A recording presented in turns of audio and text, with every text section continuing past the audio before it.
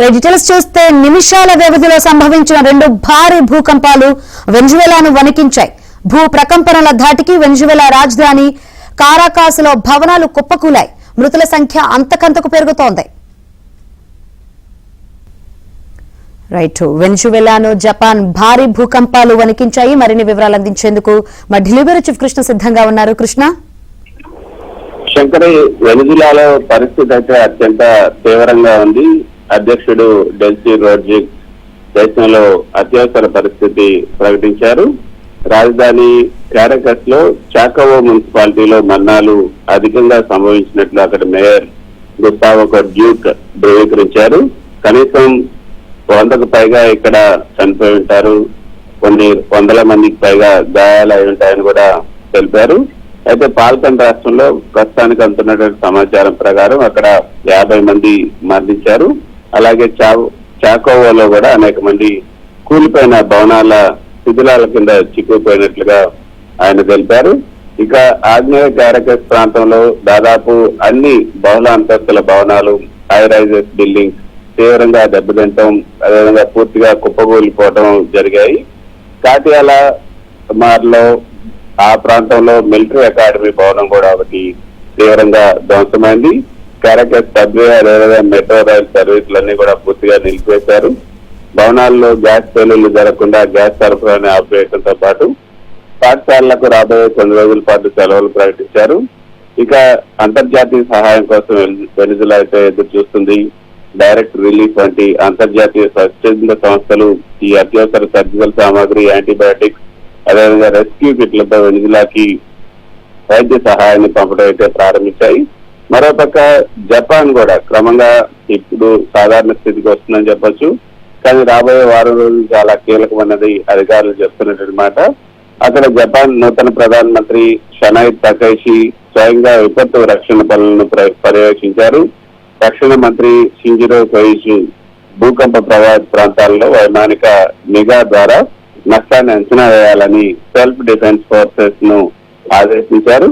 ఇక హోషికామి, హషానోహి ఈ ప్రాంతాల్లో భూకంపం దాటికి విద్యుత్ నిలిచిపోవడంతో కొందరు వ్యక్తులు ఎలివేటర్లలో చిక్కుపోయినట్లుగా వార్తలు వస్తున్నాయి. రెస్క్యూ టీం వారిని బయటికి తీసే పనిలో ఉంది. తీవ్రమైనటువంటి భూ ప్రకంపనలు వచ్చిన హోషికామి పట్టణంలో పాఠశాలలో పిల్లలు సురక్షితంగా ఉన్నప్పటికీ కూడా భయాందోళన కారణంగా ఈ రోజుకు తరగతులన్నీ కూడా రద్దు చేసి పిల్లలను ఇంటికి పంపించేశారు. మరోపక్క జపాన్ వాతావరణ సంస్థ JMA ఒక కీలక హెచ్చరిక చేసింది. సాధారణంగా ఇంత పెద్ద భూకంపం వచ్చిన తర్వాత రాబోయే 2 నుంచి 3 రోజుల్లో మరో భారీ భూకంపం వచ్చే అవకాశం 10% నుంచి 20% వరకు ఉంటుంది. కాబట్టి ముఖ్యంగా జపాన్ ట్రెంచ్ సర్చల్ ప్రాంతాల్లో వచ్చే వారం రోజుల పాటు ప్రజలు అత్యంత అప్రమత్తంగా ఉండాలని కూడా సూచించారు. అయితే ఈ రోజు ఈ యొక్క భూకంపం వెనిజులాలో 1 నిమిషం వ్యవధిలో 2 సార్లు భూమి కంపించడం వల్ల అక్కడ భారీ విపత్తు సంభవించింది. కానీ జపాన్ మాత్రం తన అత్యాధునిక ముందస్తు హెచ్చరిక వ్యవస్థలు, అదేవిధంగా భూకంప నిరోధక నిర్మాణాల వల్ల 6.9 తీవ్రత వచ్చినా కూడా సురక్షితంగా బయటపడగలిగింది. కానీ వెనిజులాలోనే తీవ్ర నష్టం జరిగినట్లుగా మనకు అందుతున్నటువంటి సమాచారం.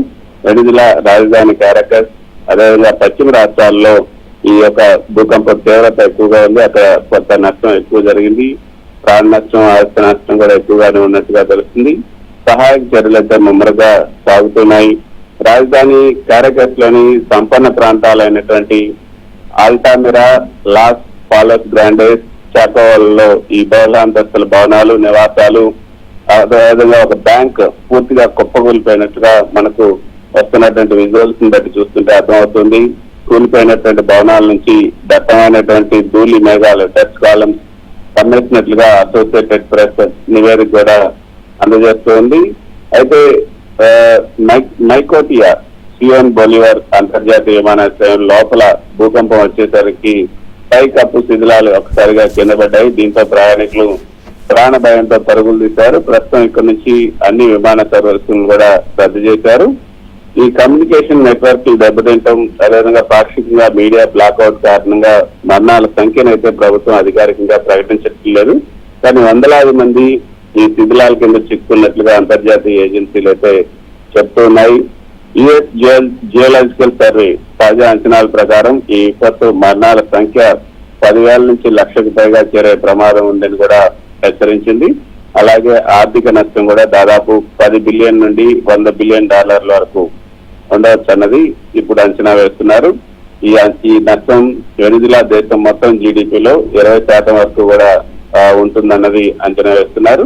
ఇక జపాన్ లో అయితే నూతన ప్రధాని సనైవి తకేషి తన కార్యాలయంలో అత్యవసర టాస్క్ ఫోర్స్ ఏర్పాటు చేశారు. నష్టాన్ని అంచనా వేస్తున్నాము, ప్రజలను తదుపరి ప్రకంపనల నుంచి ఏదైతే ఆఫ్టర్ షాక్స్ ఉంటాయో దాని పట్ల అప్రమత్తంగా ఉండాలని కూడా కోరారు. భూకంపం వచ్చిన వెంటనే నిలిపివేసినటువంటి తొహాకో, షింకానేష్ బుల్లెట్ రైళ్లను కూడా ట్రాక్లను తనిఖీ చేసిన తర్వాత మళ్లీ ప్రారంభించేందుకు ఏర్పాట్లు అయితే చేస్తున్నారు. అత్యంత తీవ్రమైనటువంటి ప్రకంపనలు నమోదైన పశికామి పట్టణంలో అక్కడ ఏదైతే భూమి చాలా బలంగా కదిలింది, కానీ కొంత నష్టం అయితే జరగలేదు అన్నది స్థానికులు చెప్తున్నట్టనమాట. జపాన్ బిల్డింగ్ టెక్నాలజీ కొంత పటిష్టంగా ఉండటంతో కొంత అక్కడ నష్టం తక్కువగా ఉన్నట్లుగా తెలుస్తుంది. అయితే న్యూక్లియర్ ప్లాంట్లు కూడా క్లియర్ గానే ఉన్నాయి జపాన్ లో. ఇవాటే, ఆమోరి, ఫుకుషిమా తీరాల్లో ఏ ఒక్క అణు విద్యుత్ ప్లాంట్ కూడా ఈ రేడియో ధార్మిక వ్యర్థాల నిల్వ కేంద్రంలో కూడా ఎలాంటి లీకేజీలు కానీ లోపాలు కానీ తలెత్తలేదన్నది అధికారులు రీకన్ఫర్మ్ చేశారు. సో మొత్తానికి వెనిజులాలో ఒక్క నిమిషం వ్యవధిలోనే 2 సార్లు ఈ భూమి కంపించడం వల్ల భారీ విపత్తు సంభవించింది. కానీ జపాన్ మాత్రం కొంత చేరుకొని నిలబడినట్లుగా మనకు అర్థమవుతుంది. జపాన్ టెక్నాలజీ అంటే వెనిజులాలో 7.1% తీవ్రతకు భవనాలు కూలిపోయి తీవ్ర నష్టం వాటిల్లితే జపాన్ లో దాదాపు అంతే తీవ్రత అంటే 6.9 వచ్చినప్పటికీ కూడా నష్టం జరగకపోవడానికి కారణం వారి భూకంప నిరోధక ఇంజనీరింగ్, ఎర్త్క్వేక్ రెసిస్టెంట్ ఆర్కిటెక్చర్ మంచిగా ఉండటం వల్ల ఈ నష్టం తగ్గిందని కూడా చెప్తున్నారు. జపాన్ లోని ప్రతి భవనం అదేవిధంగా రైల్వే లైన్లు భూకంపాలను తట్టుకునేలాగా షాక్ అబ్జర్వర్ సాయంతో నిర్మించబడతాయి. భూకంపం రాగానే ఆటోమేటిక్ గా పవర్ గ్రిడ్లు, రైళ్లు ఆగిపోయేలా కూడా సెన్సర్లు పనిచేస్తున్నాయి. సో మొత్తానికైతే ఈ యొక్క వెనిజులాలో అయితే పరిస్థితి కొంత తీవ్రంగా ఉంది. అక్కడ ఆ దేశ చరిత్రలోనే గత 100 ఏళ్లలో సంభవించినటువంటి అత్యంత తీవ్రమైనటువంటి విపత్తుల్లో ఇది ఒకటిగా నిలిచింది. ఎస్ కృష్ణ.